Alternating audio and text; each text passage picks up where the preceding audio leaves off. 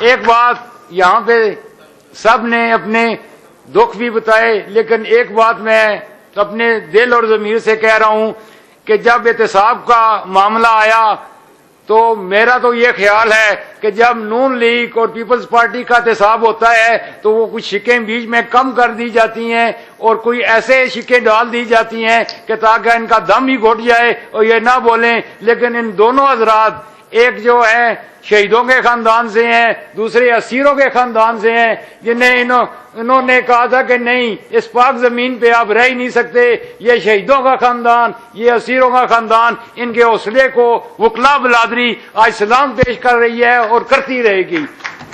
انشاءاللہ آپ اے پی سی کریں اور کرتے رہیں. وکلا برادری آپ کے ساتھ ہے، شانہ بشانہ ہے، اور ضرور اس گونج، جو اس دستک کی گونج انشاءاللہ رنگ لائے گی. بہت مہربانی.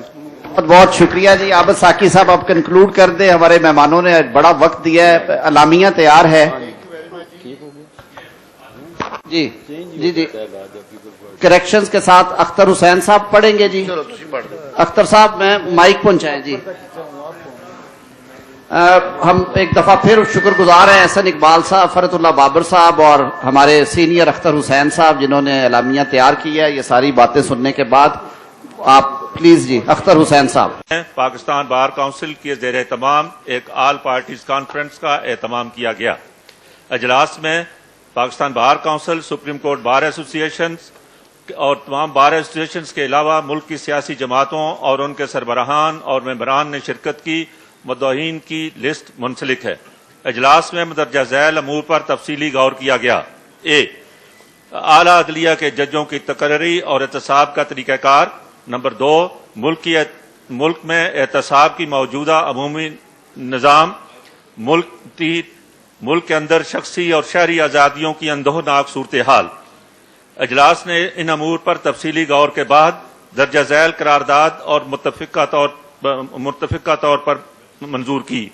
سیاسی جماعتوں اور وکلاء کا یہ مشترکہ اجلاس ملک میں اعلیٰ عدلیہ کو آئین اور قانون کی حکمرانی کی بالادستی کے لیے کلیدی کردار تصور کرتے ہوئے محسوس کرتا ہے کہ اس معزز ادارہ میں ججوں کی تقرری میں عدلیہ کے مندرجہ بالا کردار کے تقاضوں کو پیش نظر رکھتے ہوئے ججوں کی تقرری ناگزیر ہے اور ججوں کی تقرری کے موجودہ طریقہ کار کو یہ اجلاس انتہائی غیر تسلی بخش قرار دیتا ہے. موجودہ طریقہ کار ایک آزاد اور پروفیشنل عدلیہ کی راہ میں بڑی رکاوٹ ہے، بلکہ جوڈیشل کمیشن کا ادارہ بدقسمتی سے ججوں کا کنسورشیم بن گیا ہے. اجلاس نے قرار دیا کہ ججوں کی تقرری آرٹیکل 175A اور احتساب کے طریقہ کار پر نظر ثانی کی جائے. 19ویں آئینی ترمیم ختم کی جائے اور نیا فورم تشکیل دیا جائے جس میں پارلیمان کا کردار مؤثر ہو اور تمام سٹیک ہولڈرز بشمول انتظامیہ، بار کونسلز، عدلیہ، عددی برابری کے ساتھ ایک ہی پلیٹ فارم پر مل بیٹھ کر شفاف انداز میں خالصتاً میرٹ کے اصولوں پر فیصلہ کریں. نمبر 2، اجلاس نے محسوس کیا کہ آزاد، شفاف اور منصفانہ احتساب کا نظام ملک میں گڈ گورننس کو مضبوط بنیاد فراہم کرتا ہے. ملک میں موجودہ احتساب کا نظام نہ صرف ناکارہ، غیر مؤثر اور متنازع ہو چکا ہے بلکہ سیاسی انجینئرنگ کے لیے ایک اعلی کار کے طور پر استعمال کیا جا رہا ہے. یہ اجلاس اس کی شدید الفاظ میں مذمت کرتا ہے. اجلاس نے مطالبہ کیا کہ تمام سیاسی جماعتوں اور سٹیک ہولڈرز کی مشاورت سے احتساب کا نیا قانون بنایا جائے جو انصاف اور شفافیت کے بنیادی تقاضوں کے عین مطابق ہو. تمام اداروں اور افراد کا ایک ہی قانون اور ایک ہی ادارے کے تحت احتساب ہو. مقدمہ کے آغاز سے پہلے کسی کو قید میں رکھنا غیر قانونی قرار دیا جاتا ہے. اجلاس نے قرار دیا کہ نظام احتساب میں کسی ادارے کے لیے استثناء انصاف کے تقاضوں کے خلاف ہے، لہذا اس ملک کے تمام سرکاری عہدوں کے لیے احتساب کے لیے یکساں نظام اپنایا جائے. نمبر 3، اجلاس نے محسوس کیا کہ پاکستان کو آئینی اور وفاقی جمہوری نظام کے راستے سے ہٹایا جا رہا ہے. 1973 کا آئین پاکستان کے وفاق کی سلامتی، استحکام اور مضبوطی کی ضمانت فراہم کرتا ہے. اس سے روگردانی کسی قیمت پر قبول نہیں کیا جائے گا. ملک میں شہری آزادیوں، آزادی اظہار رائے، آزادی صحافت اور شخصی آزادیوں کی بگڑتی ہوئی صورتحال کو تشویشناک قرار دیا جاتا ہے.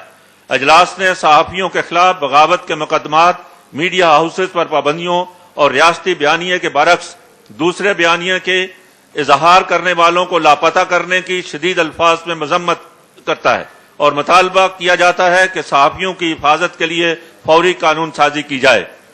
5th जनरेशन वार की आड़ में शहरियों की आजादियों और बुनियादी हकूक को सल्ब किया जा रहा है।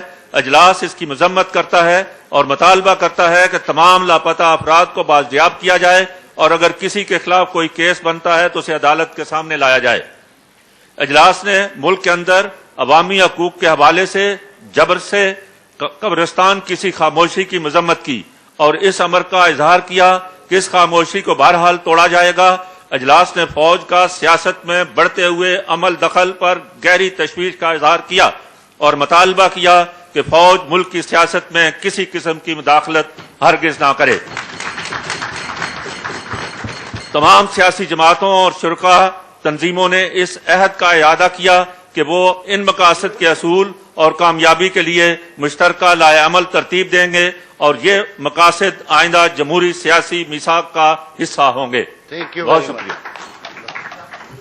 Thank you very much sir. जितने भी दोस्त अहबाब तशरीफ लाए, हम बड़े